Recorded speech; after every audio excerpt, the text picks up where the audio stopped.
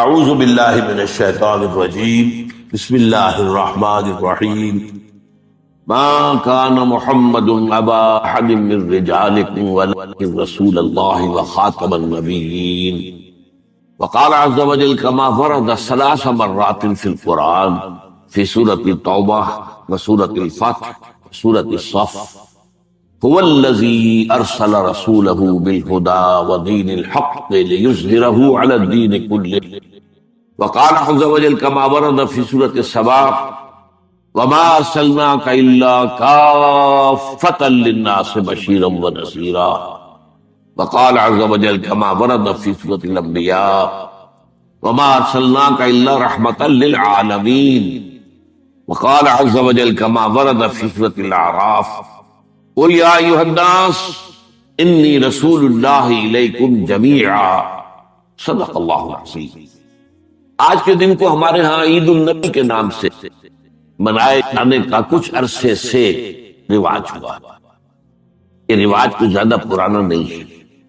جہاں تک لفظ عید کا تعلق ہے اس کا انطباق تو اس پر کوئی غلط نہیں ہے، صحیح ہے، اس لیے کہ لغوی طور پر عید کے معنی ہے بار بار لوٹ کر آنے والی شے یا خوشی، ہر سال آنے والی۔ عید الفطر ہر سال آتی ہے، عید الاضحیٰ ہر سال آتی ہے، عاد یعود، تو عید اسی سے بنا، لوٹ لوٹ کر آنے والا، پلٹ پلٹ کر آنا۔ اس اعتبار سے یہ یقیناً یوم عید ہے، لیکن یہ اصل میں اس کے لیے اس کا استعمال جو ہے یہ بہت ہی تھوڑے عرصے قبل شروع ہوا ہے، یہ کوئی قدیم بات ہے۔ اول تو یہ کہ حضور کی ولادت جو ہے 12 ربیع الاول متفق علیہ نہیں ہے، حضور کی ولادت کی تاریخ طے نہیں ہے۔ مہینہ تو طے ہے کہ ربیع الاول تھا، اس میں کسی شک و شبے کی گنجائش نہیں، لیکن تاریخ متفق علیہ نہیں۔ بلکہ میرے نزدیک اس سلسلے میں قاضی سلیمان سلمان منصور پوری رحمۃ اللہ علیہ جو ایک بڑی عظیم کتاب کے مصنف ہے، اگرچہ وہ اتنی مشہور نہیں ہو سکی جتنے کی مولانا شبلی کی رحمۃ للعالمین مشہور ہوئی ہے، لیکن بہت سے اعتبارات سے مولانا شبلی کی کتاب سے وہ بہت بڑھتر ہے، بہت اونچی، علمی اعتبار سے اس کا مقام بلندتر ہے۔ رحمۃ للعالمین 3 جلدوں، اور یہ جو تھے قاضی سلیمان سلمان منصور پوری، یہ تقویمات کے بڑے ماہر تھے۔ گرگری کیلنڈر جو ہے، جو کرسچن کیلنڈر ہے، اس کو بھی خوب جانتے تھے، اور یہ جو قمری کیلنڈر ہے اس سے بھی خوب واقف تھے، ہندی کیلنڈر سے بھی پوری طرح واقف تھے، اسی طریقے سے یہودیوں کے کیلنڈر سے بھی پوری طرح واقف تھے۔ تو اس میدان میں ان کا خاص چونکہ معاملہ تھا، تو انہوں نے طے کیا ہے یہ، اور میں اسی سے متفق ہوں کہ حضور کی تاریخ پیدائش 9 ربیع الاول تھی، البتہ آپ کی تاریخ وفات متفق علیہ ہے 12 ربیع الاول۔ 12 ربیع الاول اصل میں حضور کے انتقال کا دن ہے، اور یہ مجھے تو یاد ہے اپنے بچپن کے اندر، ابھی میرا بچپن جو ہے کوئی 100 سال 200 سال پرانا تو نہیں ہے، یوں سمجھیے کہ پاکستان کے قیام سے پہلے تک یہ ہمارے ہاں 12 وفات کے طور پر منایا جاتا ہے۔ اس کا نام ہی تھا 12 وفات، 12 وفات، 12 ربیع الاول جو حضور کا یوم وفات تھا۔ اس میں کوئی جشن کا تصور نہیں تھا، کوئی دھوم دھڑکا نہیں تھا، کوئی جلوس نہیں تھے۔ ہاں ضرور ہے کہ کبھی جلسے ہو جاتے تھے، میلاد کی محفلیں ہوتی تھی، لیکن میلاد کی محفلیں جو ہے وہ صرف یوم ولادت کو نہیں ہوتی تھی، وہ تو گویا کہ ہمارے ہاں کی ایک تہذیب کا ایک جز بن گیا تھا، خاص طور پر خواتین کے لیے، اور وہ تعلیم بالغہ کا ایک اچھا ذریعہ تھا۔ تو اس دن کیا کرتے تھے کہ کھانا پکا کر بڑے پیمانے پر غریبوں کو کھلایا جائے، بس یہ اس کی ایک جو تھی وہ صورت تھی، باقی یہ کہ اس کے علاوہ کوئی دھوم دھڑکا اور کوئی اس کو عید قرار دینا جو ہے موجود نہیں تھا۔ اس اعتبار سے غور کیا جائے ہمارے لیے ان چیزوں میں سوچنے کا ایک ہے مقام ہے کہ کچھ چیزیں، البتہ یہ کہا گیا ہے، میں اس پہ یقین سے نہیں کہہ سکتا کہ اس کی جو ایجاد کی گئی ہے عید میلاد النبی کی حیثیت سے، ان کے موجد جو ہے مولانا احمد رضا خان بریلوی، اس کی وجہ کیا تھی؟ اس وقت جو ہے شیعہ سنی کچھ معاملہ مسابقت کا شدت اختیار کر گیا تھا۔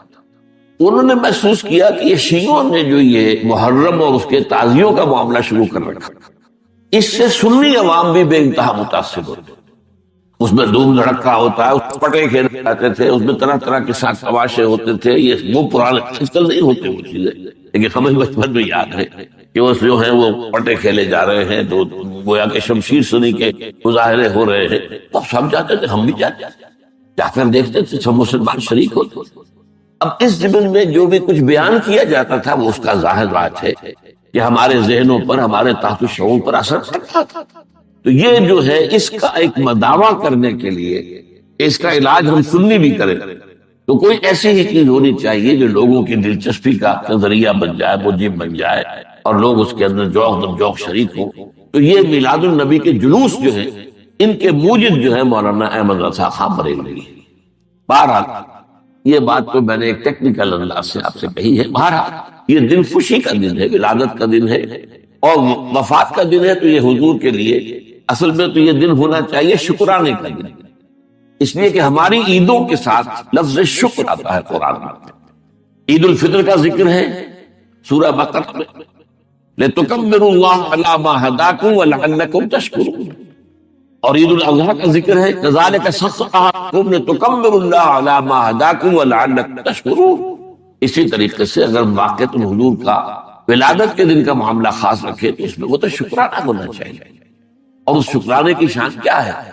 جب ہم عید کے لیے جاتے ہیں تو تکبیر رب کا نغمہ ہمارے کانوں پر ہونا چاہیے، ہوتا نہیں ہے، لوگ چھوڑ جائیں ان چیزوں، لیکن یہ کہ پڑھنا اللہ اکبر لا الہ الا اللہ اللہ اکبر وللہ الحمد، جیسے عیدین کی نمازوں میں یہ اضافی تکبیرات ہیں، تو یہ تکبیرات جو ہیں یہ جاتے آتے ہوئے یہ جو ہے مسنون ہے، یہ پسندیدہ ہے، اس کو ہم چھوڑ سکتے ہیں۔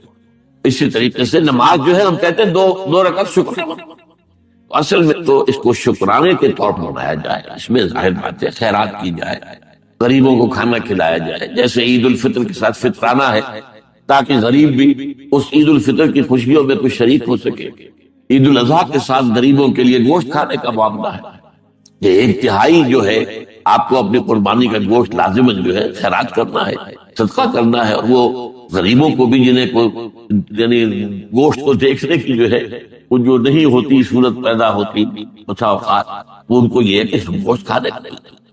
تو یہ چند باتیں تو میں نے کی ہیں آج اس عید میلاد النبی کے نام کے حوالے سے، اس کا پس منظر کیا ہے؟ دیکھیے ختم نبوت جو ہے ہمارے عقائد کے اندر لازماً شامل ہے، یعنی نبی اکرم صلی اللہ علیہ وسلم اللہ کے آخری نبی تھے، آخری یوں سمجھ کہ بعض روایات کے نص سے اگر 1.25 لاکھ انبیاء دنیا میں آئے ہیں تو اس کی آخری کڑی بھی صرف حضور ہے صلی اللہ علیہ وسلم، اور ان 1.25 لاکھ میں سے وہ بھی جو نبی بھی تھے رسول بھی تھے۔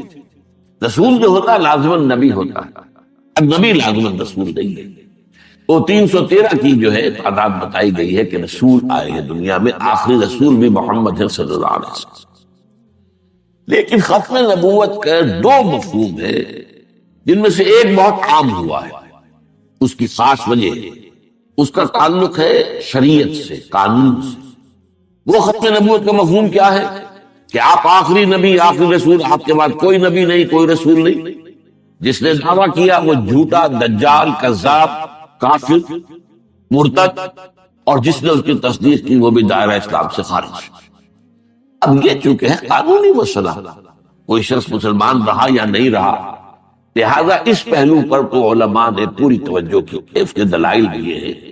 البتہ آپ نے نوٹ کیا گیا ہو کہ اس کے لیے عام طور پر ایک ہی آیت ہے قرآن کی جو پیش کی جاتی ہے، یہ سورہ احزاب کی آیت نمبر 40 ہے، ما کان محمد ابا احد من رجالکم ولکن رسول اللہ وخاتم النبیین، محمد تم میں سے کسی مرد کے باپ نہیں ہے۔ یہ اصل میں جو معاملہ ہوا تھا زید ابن حارثہ رضی اللہ تعالیٰ عنہ کا، اس کے حوالے سے ہے، میں اس کی تفصیل میں نہیں جاؤں گا۔ یہ آیت آپ نے بے شمار مرتبہ سنی ہوگی، اور ظاہر بات ہے کہ ختم نبوت کے موضوع پر یا نبی اکرم صلی اللہ علیہ وسلم کی عظمت کے موضوع پر جہاں کہیں بھی خطاب ہوگا، وعظ ہوگا، تقریر ہوگی، اس میں لازماً یہ آیت مبارکہ کوٹ ہوتی۔ تو ایک مفہوم تو یہ ہے، اور اس کے حوالے سے یہ آیتیں جو پیش ہوتی ہے اور صحیح ہوتی ہے۔ دوسرا مفہوم اور ہے، نبوت اور رسالت حضور پر کامل ہوئی، یہ دوسرا پہلو۔ اور نوٹ کرنے کی بات یہ ہے کہ حضور کی فضیلت کس میں ہے؟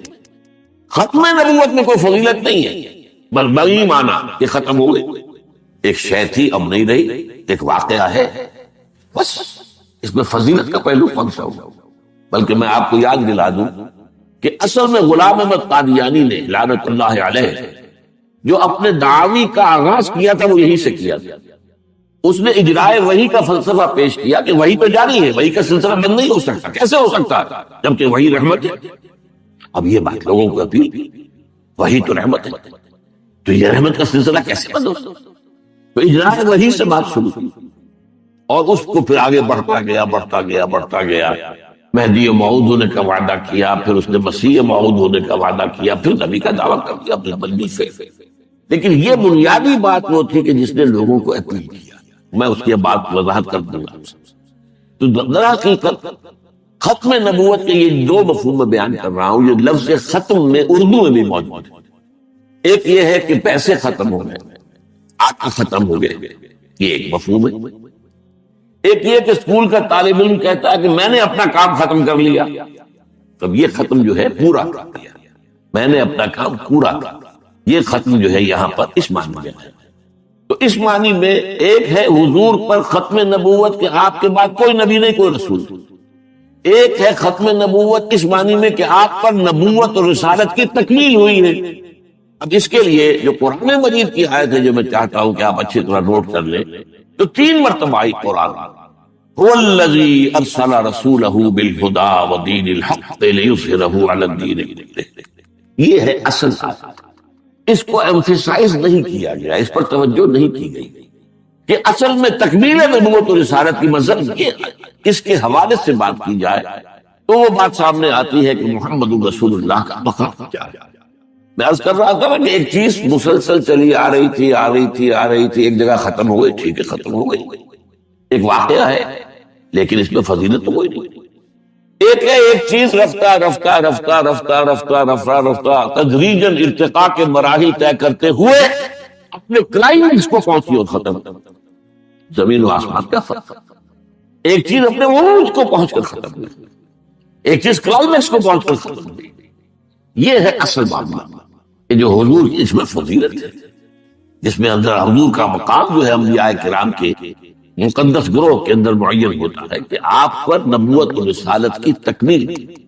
حضور پر نبوت ختم ہو گئی، آپ کے بعد نبوت نہیں ہے، رسالت نہیں ہے. جس نے دعویٰ کیا وہ قذاب جا. اب لیجیے حدیث کے جو اس اتمام نبوت و رسالت کے اعتبار سے یہ بھی حضرت ابو ہریرہ سے رضی اللہ تعالی عنہ، اور یہ متفق علیہ ہے، بخاری اور مسلم دونوں. یہ بارہا میں نے آپ سے کہا ہے کہ جو حدیث متفق علیہ ہے اس سے اوپر کوئی درجہ نہیں ہے حدیث کے مستند ہونے کا. وہ قرآن مجید کے قریب ہی پہنچ جاتی ہے وہ حدیث سند کے اعتبار سے. قرآن قرآن ہے، حدیث حدیث ہے. قرآن لفظاً وحی ہے، حدیث مانن وحی ہے. قرآن محفوظ ہے لفظاً، حدیث محفوظ نہیں ہے لفظاً. لیکن سند کے اعتبار سے جو متفق علیہ روایت ہوگی وہ قرآن مجید ہی کے قریب پہنچ جاتی ہے. اس روایت کے الفاظ کیا ہے؟ آپ نے فرمایا مثلی و مثل الانبیاء، میری اور باقی دوسرے رسول نبیوں کی مثالیں ہیں کمثل قصر، ایک محل کی ہے، ایک عمارت بڑی شاندار بنائی گئی. احسن بنیانہ، اس کی تعمیر بہت عمدہ ہوئی، بہت اعلیٰ ہوئی، بہت حسین. وترک منہ موضع لبنۃ، لیکن ایک جگہ پر اس میں رکھنا چھوڑ دیا گیا. بہت ساری شان ایک رکھنا ہے، یہ کیا ہے، کس لیے ہے، کیوں چھوڑ دیا گیا، کیوں تکمیل نہیں کی گئی؟ فطاف بہ النظار، تو نظارہ کرنے والے، دیکھنے والے سیاح لوگ آتے تھے اور وہ اس کا طواف کرتے تھے، اس کے گرد جو ہے چکر لگاتے تھے. یتعجبون، تعجب کرتے تھے، من حسن بنیانہ، اس کی انتہائی خوبصورت جو عمارت ہوئی ہے اس کی تعریف کرتے تھے. الا موضع تلک اللبنہ، سوائے اس ایک اینٹ یا کہہ لیجئے وہ ایک پتھر، اس زمانے میں اینٹوں کا رواج نہیں تھا تو پتھروں سے بنتی تھی، اس کی کوئی جگہ چھوڑ دی گئی. اب فرمایا آپ نے فَكُنْتُ أَنَا سَجَدْتُ مَوْضِعَ اللَّبْنَةِ خُتِمَ بِيَ النُّبُوَّةُ وَخُتِمَ بِيَ الرُّسُلُ، تو میں وہ اینٹ ہوں، میں وہ پتھر ہوں جس نے آ کر اس رکھنے کو پر کر دیا ہے، بند کر دیا ہے، اور میرے ذریعے سے وہ عمارت بھی مکمل کر دی گئی اور میرے ذریعے سے رسولوں کو بھی مکمل کر دیا گیا، رسالت کی بھی تکمیل ہو گئی۔ وفی روایت میں، ایک اور روایت میں الفاظ ہے وَأَنَا النَّبِلَةُ وَأَنَا خَاتِمُ النَّبِيِّينَ، میں ہوں وہ اینٹ یا وہ پتھر، اور میں ہوں کہ میرے بعد کوئی نبی نہیں۔ اب احادیث کی حد تک تو معاملہ یہ ہو گیا۔ اب آئیے آپ اس آیت کی طرف۔ یہ جو آیت ہے هُوَ الَّذِي أَرْسَلَ رَسُولَهُ بِالْهُدَى وَدِينِ الْحَقِّ لِيُظْهِرَهُ عَلَى الدِّينِ كُلِّهِ، تین جگہ آئی، دو جگہ اس کا اختتام ہے ان الفاظ کے ساتھ وَلَوْ كَرِهَ الْمُشْرِكُونَ، اور ایک جگہ ہے وَكَفَى بِاللَّهِ شَهِيدًا۔ میں اس جو مختلف فی حصہ ہے اس کا اس وقت اس پر بحث نہیں کر رہا، جو بالکل متفقان ہے، جس میں ایک شوشے کا فرق بھی نہیں۔ هو الذي ارسل رسوله بالهدى ودين الحق ليظهره على الدين كله، یہ ایگزیکٹلی یہی الفاظ، ایک حرف کا دو دور کی بات ہے، ایک شوشے تک کا فرق ہے۔ اور دوسری بات یہ نوٹ کیجئے، یہ الفاظ کسی اور رسول کے لیے قرآن میں نہیں آئے۔ بعض الفاظ مشترک ہیں، بشیر، سارے انبیاء بشیر تھے، حضور بھی بشیر، نذیر، سارے خبردار کرنے والے تھے، حضور بھی خبردار کرنے والے، مبلغ، معلم، یہ سارے ناصح، میں انصح لکم، میں تمہیں نصیحت کر رہا ہوں، یہ سارے الفاظ مشترک ہیں۔ شاہد، گواہ، یہ بھی مشترک ہے، انا ارسلناک شاہدا ومبشرا ونذیرا وداعیا الی اللہ باذنہ وسراجا منیرا، یہ الفاظ۔ لیکن یہ الفاظ قرآن مجید میں جو تین مرتبہ حضور کے لیے آ رہے ہیں، کسی اور نبی اور رسول کے لیے ایک مرتبہ بھی، تو معلوم ہوا کہ یہی الفاظ ہے جو حضور کی امتیازی حیثیت کو واضح کرنے والے ہیں۔ تو ساری توجہ ان پر ہونی چاہیے، جسے ہم کہتے ہیں مائکروسکوپ کو فکس کر دیجیے اس کے اوپر۔ هو الذی ارسل رسولہ، وہی ہے اللہ جس نے بھیجا اپنے رسول کو، محمد کو صلی اللہ علیہ وسلم، بالہدیٰ، ہدایت بھیج کر، الہدیٰ دے کر، اور دین حق دے کر، دو چیزیں دے کر بھیجا گیا۔ اور کس لیے بھیجا؟ لِيُظْهِرَهُ عَلَى الدِّينِ كُلِّهِ، کہ دین حق کو حکم کر دے پورے نظام دین پر، پورے نظام زندگی پر، یا تمام ادیان پر، تمام نظاموں پر۔ یہ جو آیت ہے یہ در حقیقت نبوت اور رسالت دونوں کے اعتبار سے حضور پر اکمال اور تکمیل اور اتمام اور تتمیم کی مظہر ہے۔ حضور کو دے کر جو دو چیزیں بھیجا گیا ہے، اب اس کو نوٹ کرو۔ وہ جو نبوت اور رسالت کی بات میں عرض کر رہا تھا، جو شخص نبی بھی ہے رسول بھی ہے، اس کی شخصیت کے دو پہلو ہو جائیں گے۔ نبوت کا پہلو ہے اللہ سے لینے والا، جیسے اینٹینا کو لگا رکھا ہے آپ نے، اور وہ ہوا میں سے وہ لے رہا ہے وہ جو سگنلز، یہ ہے نبوت۔ رسالت تک پہنچانا، یہ ہے رسالت، جو ہے یہ لوگوں کو پہنچانا، اللہ سے لیتا ہے لوگوں تک پہنچاتا۔ یہ جو ہے کہ نبی اور رسول کا جو فنکشن، اللہ سے جو دو چیزیں ملی ان میں تکمیل کا پہلو کیا؟ الہدیٰ، the guidance, the total guidance قرآن مجید۔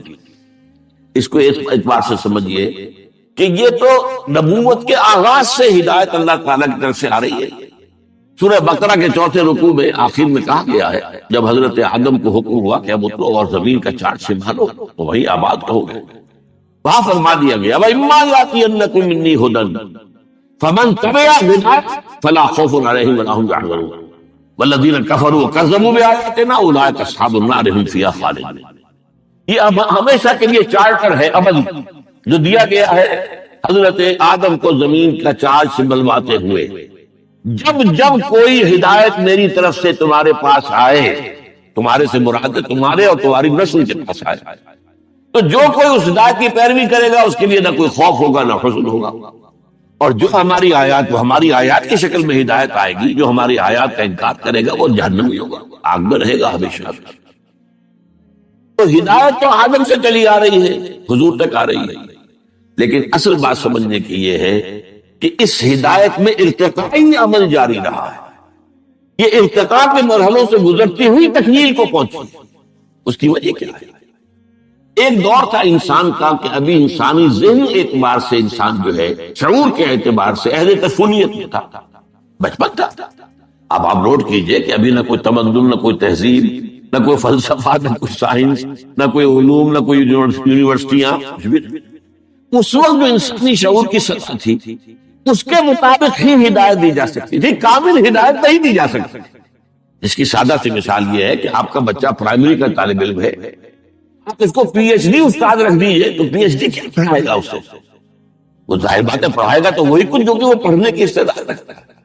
لہذا یہ ہدایت جو ہے یہ ہر دور کی ذہنی اور شعوری سطح کے مطابق یہ ترقی کرتے کرتے کرتے کرتے کرتے یہ ایک خاص مقام تک پہنچی ہے جہاں انسانی شعور اور انسانی ذہن اور انسان کی صلاحیت جو ہے فکری وہ اس جگہ پہنچ گئی تھی جسے ہم کہیں گے میچور ہو گیا نوع انسانی، اور اب وہ آگے جو ہدایت دے دی گئی ہے اس کی روشنی میں اگلا راستہ خود دیکھ سکتا ہے۔ اسی کا نام اجتہاد ہے۔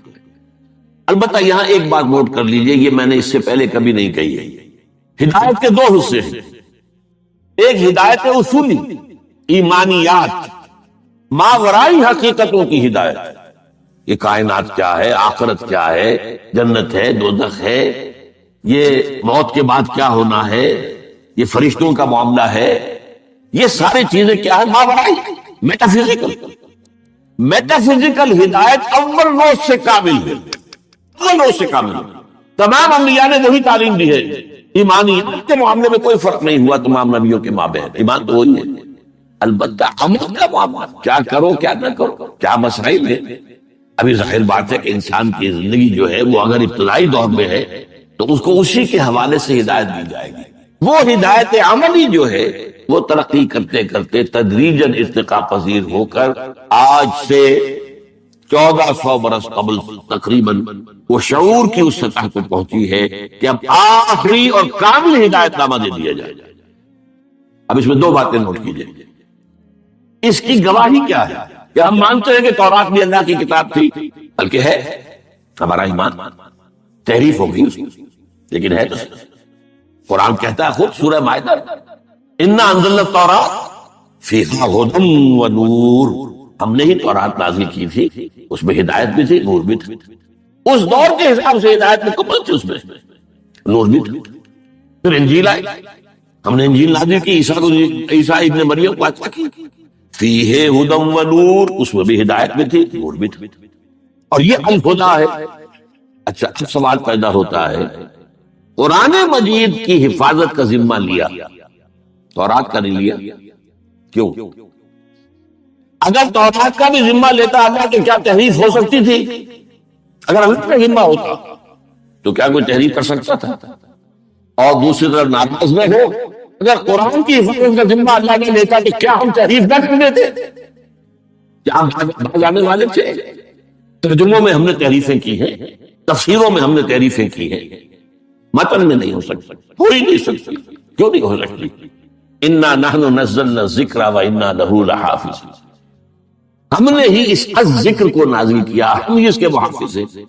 اس آیت کا پہلا حصہ تو مشترک ہے، تورات کس نے نازل کی؟ اللہ نے کی، ہم ہی نے اس ذکر کو نازل کیا، تو قرآن نے خود کہا انا انزلنا التوراۃ، تو نزول کا حصہ تو مشترک ہے، قرآن اور تورات اور انجیل اور کتابیں صحف ابراہیم وغیرہ وغیرہ۔ حفاظت کا ذمہ صرف قرآن کے لیے کیوں؟ میں یہ کہا کرتا ہوں ذرا لطیف انداز میں کہ ان کتابوں کو یہ حق پہنچتا ہے کہ اللہ سے شکوہ کریں کہ ہمارے ساتھ یہ سوتیلی بیٹیوں والا سلوک کیوں کیا؟ اب بھی تیری کتاب ہے، قرآن بھی تیری کتاب، وجہ کیا؟ بھائی تم ابھی تمہارے اندر ہدایت قابل نہیں ہوئی تھی، تم تو اصل میں انٹرم پیریڈ کے لیے ہدایات پر مشتمل تھی۔ یہ نوٹ کیجئے لفظ ہدایت اور ہدایات، اس لیے کہ تورات کے لیے سب سے اہم لفظ ہے وہ 10 commandments، ہدایات۔ عبوری دور کے لیے، انٹرم پیریڈ کے لیے جو ہے نوع انسانی کے لیے ہدایات دے کر نازل کیا گیا تھا۔ الہدیٰ آئی تھی، تب اللہ کو کوئی میوزیم سجانے کی ضرورت نہیں تھی۔ اللہ تعالیٰ نے جب وہ آخری ہدایت آ کر کامل ہو گئی تب یہ ہے کہ اس کی حفاظت کرنی پڑی، تو اور ہدایت آدھی نہیں۔ یہاں وہ مسئلہ میں حل کر دوں جو قادیانی کی بات کا میں نے کہا تھا، میں بعد میں عرض کروں گا۔ ایک قادیانی نوجوان سے میری بات ہو رہی تھی، میں نے اس سے دو باتیں پوچھی، یہ بتاؤ کہ کیا تم مانتے ہو کہ قرآن میں ہدایت کامل ہو گئی؟ بالکل بالکل بالکل۔ اچھا کیا تم یہ مانتے ہو کہ قرآن محفوظ ہے، اس میں کوئی تحریف نہیں ہوئی؟ بالکل بالکل بالکل۔ تو پھر مجھے وحی کی ضرورت بتاؤ، جب ہدایت کامل ہو گئی اور محفوظ بھی ہے تو مزید وحی کی ضرورت کیا ہے؟ یہ اللہ تعالیٰ کا شعور تو نہیں ہے، یہ تو حکمت کے تحت جو کام ہوتا ہے حکمت سے، ضرورت سے ہوتا ہے۔ وہی ہدایت کے لیے تھی، ہم مانتے ہیں ہدایت قابل ہو چکی بھائی، اس گلاس میں جتنا پانی آ سکتا تھا آ چکا، آپ کہاں ڈالو گے؟ جو پانی ڈالو گے وہ ادھر ادھر بگڑ جائے گا۔ یہ ہے دلیل اصل میں ختم نبوت کی، جو بدقسمتی سے ہماری طرف سے پیش نہیں گئی۔ وہ مجھے آج تک یاد ہے کہ وہ جو قرآن مجید کے الفاظ ہیں، کیونکہ نمرود کے بارے میں فبہت الذی کفر، وہ نوجوان مبہوت ہو کر رہ گیا، اس کے پاس کوئی جواب نہیں تھا کہ وہ ہدایت مکمل ہو گئی اور محفوظ ہے، یا تو یوں کہو کہ نہیں اس میں تحریف ہو گئی ہے، اب ضرورت ہے کہ کوئی نبی آئے، وہ اس کے اندر آ کر بتائے کہ صحیح کیا تھا، غلط کیا تھا، کوئی کمی تھی تو اس کو پورا کرے، کوئی غلطی ہوئی تو اس کی تصحیح کرے۔ لیکن اگر قرآن کو مان لے کوئی شخص کہ اس میں ہدایت کامل ہو گئی اور یہ کہ وہ محفوظ ہے، تو پھر کسی اجراء وحی کی بنیاد ہی پیدا نہیں ہوتی، جہاں سے اس شخص نے فتنے کا آغاز کیا تھا اسی کی جڑ کرتا ہے۔ اس میں دوسری بات یہ نوٹ کیجئے کہ حضور سے مثلاً قبل نبی اور رسول کون تھے؟ حضرت عیسیٰ۔ یہ 600 برس جو ہے حضرت عیسیٰ اور حضرت محمد کے درمیان فترت اولا، اس سے پہلے کبھی ایسا نہیں ہوا کہ دنیا میں کوئی نبی یا رسول نہ ہو۔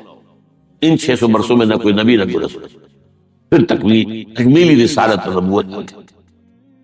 حضرت مسیح کا یہ قول موجود ہے آج بھی، اپنے حواریین سے کہا میں ابھی مجھے تم سے بہت سی باتیں اور کہنی تھی، لیکن ابھی تم ان کا تحمل نہیں کر سکو گے، جب وہ فارقلیت آئے گا تو سب کچھ بتائے گا صلی اللہ علیہ وسلم۔ اس یہ فارقلیت کا لفظ جو ہے ان کے حلق میں ہڈی بن کر پھنسا ہوا، پیریکلائٹوس، پیریکلوٹوس اور پیراکلیٹ، اس لیے کہ اس کے معنی ہے محمد، جو اصل اس کا محمد قابل تعریف۔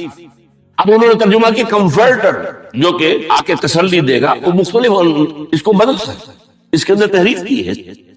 لہذا یہ جو فارقلیت آئیں گے، جو کہ محمد ہوں گے صلی اللہ علیہ وسلم، وہ آ کر تمہیں سب کچھ بتائیں گے۔ یعنی ساری تعلیم، تکمیل والی تعلیم جو ہے اس کا معاملہ ابھی ہے محمد کے لیے، ابھی تم اس قابل نہیں ہو۔ 600 برس اور تمہاری زندگی جو ہے وہ ہو جائے، آگے بڑھ جائے، تب وہ الہدیٰ آئے گی۔